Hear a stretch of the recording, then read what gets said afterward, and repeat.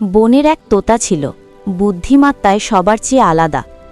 একদিন গ্রামের বাজারে এক শিশু চকোলেট কিনতে এলো, কিন্তু তার কাছে টাকা কম। তোতা শিশুর পেছনে বসে চিৎকার করে বলল, চিন্তা করো না, তুমি সত্যিই দয়ালু হলে টাকা পড়ে আসবে। কিভাবে? তোতা ছোট্ট ডানা ঝাঁপিয়ে বাজারের লোকদের দিকে ইঙ্গিত করে বলল, শিশুটিকে দয়া করুন, দয়া করলে সুখ ফিরে আসে।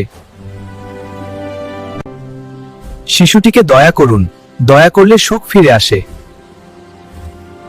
এক বৃদ্ধা এগিয়ে এসে বলল, বাচ্চাটা ভালো, আমি একটু সাহায্য করি। তারপর আরেকজন, তারপর আরও দুজন। মুহূর্তেই টাকা জমে গেল। ছেলে হাসি মুখে চকোলেট কিনে তোতাকে বলল,